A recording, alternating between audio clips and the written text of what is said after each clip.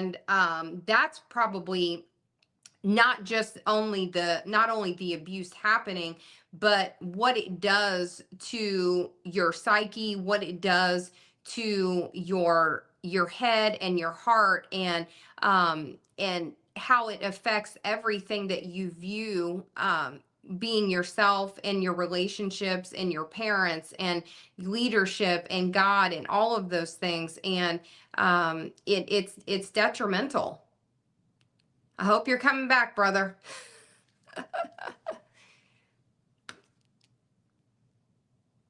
Nope. Well, let's see here. What else can I oh, I'm there you back, are. sis. There you I'm go. back. I'm back. I'm I'm back. like, We I had think I said all I can say, bro. no, no, no. You good? I had to switch programs right quick because I was having some problems with my computer, but I'm back now. Okay. But I was listening to what you were saying, and this is the thing, guys. We have to understand. A lot of times, people talk about these are don't judge. You got to cover. Cover me until I recover, and this, that, and the third. And I'm gonna be honest with you guys. You can't cover. God didn't call us to cover this type of activity. Mm-mm. And that's the thing these preachers want. They want to say all the time, you got to cover, cover me until I recover. I'm just a man. I'm just a woman. No, you are a predator. You are a monster. Because no man, no woman in their right mind is going to abuse and misuse children or young people. Right. Nobody in their right mind is going to abuse and misuse the sheep of God. Not if you're supposed to be a real shepherd.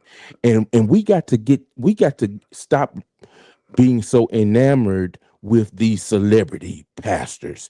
We get caught up in the celebrity. Or I go to Rob Parsley's church, or I go to Faith Life Center, and they're the Keseys of my pet. We got to stop looking and getting enamored with these celebrities and these quote unquote demonic aura that they have. And we got to start calling a spade a spade. That's why I'm so glad that people took it. They took it in their own hands to protest outside of Faith Life Center. Mm-hmm. And I'm starting to think the same thing needs to happen at World Harvest Church.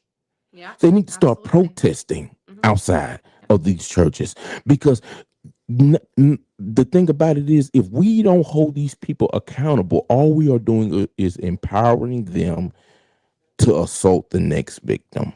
Yep. That's all we're doing. Mm-hmm. And another thing that got me was, and I want to know what you think about this, sis.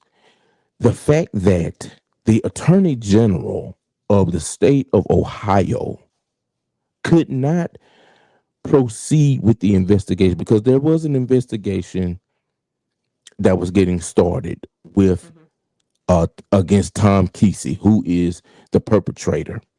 Okay. Mm-hmm. And it turns out that Drenda Kesey sits on the board of approval of city council Mm-hmm. in New Albany, and that her and the attorney general are real good friends.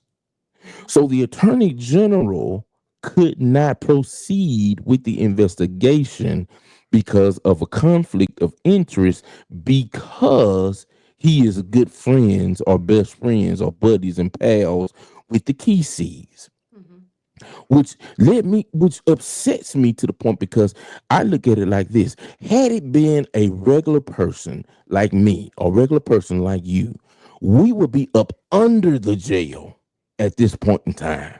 Mm-hmm.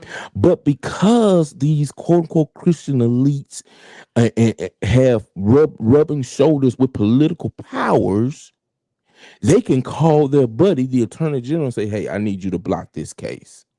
Mm-hmm. And even though the person is guilty, even though numerous people have come out on this man, he is still being protected by his mother because she's getting her buddy, the attorney general, to block the case. So when you heard about that part, sis, Mhm. what did you think? What went through your mind when you heard about that part of the attorney general saying that I can't prosecute because of it's a conflict of interest?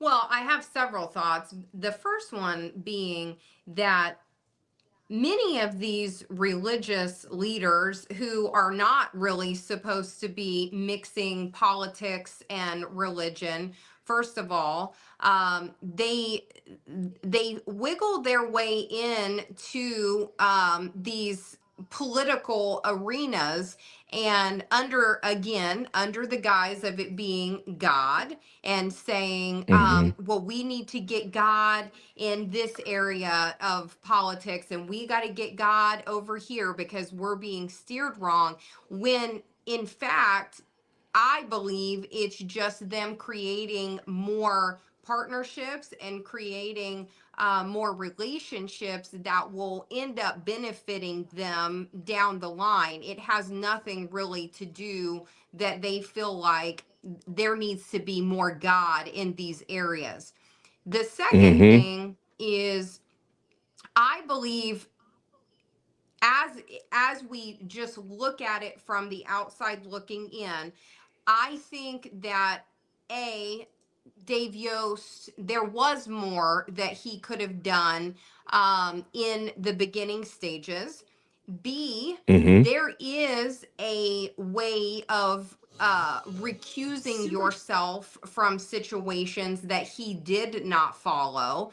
But I also will say, at the end of the day, I do think that he needed to recuse himself, because if and when this goes the distance, and I believe that it will, that they could use that relationship against what is happening, as far as saying, well, you had this relationship with the Cassis and you didn't bring it to our attention, and so now you have a mistrial. Or you could Mm. also have a mistrial that if he had this relationship and he didn't disclose it, and maybe there was something in it for him to throw the book at them, that they could also use it on the other side. So I do believe that because of the relationship, that him recusing himself was ultimately the right thing to do. But there were many more things on the front end that he could have and should have done to ensure that this was getting investigated properly and in a timely fashion.